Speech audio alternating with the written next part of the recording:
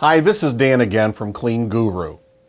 So how often should you contact the prospects on your list? So how often should you get a hold of, send them something, call them, your janitorial prospects? Well, whatever you do, don't be like Tony and I. Don't do what we did, especially in the early years.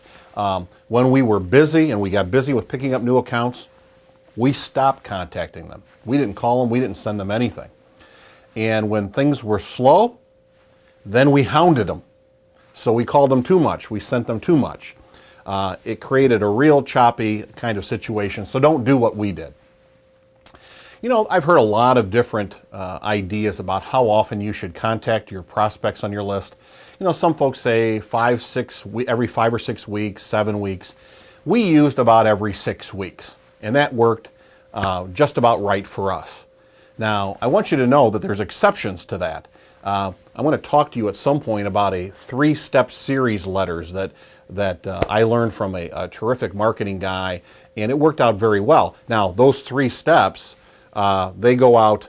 The first letter goes out, and you may have even seen these kinds of things. They're the letters that come out that talk about, there's an initial letter, and then 10 days later, so about 2 weeks later, there's a second letter that says second notice. And then 10 days later, there's a third letter that goes out that says third notice or final notice. It's very effective. And so those go out about every 10 days. That's a 3-step series. We'll talk about that. But in general, you should try to contact your janitorial prospects about every 6 weeks. So what are you going to be contacting them? What is that contact going to be? Well, you know, there's the initial call we talked about, but that's that smart call. Now, you may want to send them a brochure. And we'll talk about what to put in the brochure. Again, I've talked about these 3-step series letters. There's sales letters, direct mail, so sales letters. So we'll talk about measurable guarantees of performance. We want to talk about those in those sales letters. There could be another call, though. There could be a follow-up call that's part of this marketing schedule that you have. You could send a consumer education piece. Something that talks about, you know, the 5 things to look for when you're looking at changing your cleaning service. And by the way, you could even say then you could promote a free report that they could send away for that would give them the 10 secrets to something else. Something more that you could send to them to keep in contact. What else could be part of that marketing sequence that you're sending about every 6 weeks? Clunky mail, I've heard it called clunky mail, bulky mail, unusual mail. These are things like, one of the neat things for the cleaning industry I've seen is a little plastic trash can. And in the plastic trash can, honest to goodness, they actually you can tape in or put in your little marketing sales letter right into this can. And boy, it does actually, at least the way I saw this piece, it does get delivered by the post office. There's some restrictions, but it does go, and when they get it, they certainly don't just throw it in the trash can, but they look at this little plastic trash can and check out your note. That's kind of neat. You could send surveys. That could be part of your marketing schedule. You could send holiday messages. So we have all of these kinds of things. Let's talk about, let's say you wanted to put together an 18-month program.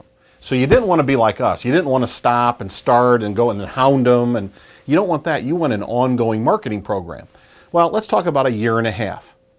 Well, a year and a half, so it's 18 months.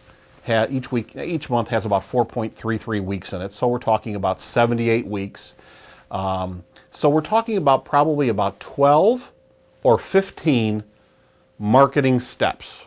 So surveys, letters, all these kinds of things. If you did that, well, then you'd have a year and a half worth of sending them something every 6 weeks. So 12 or 15 pieces would get you enough to every 6 weeks send them something.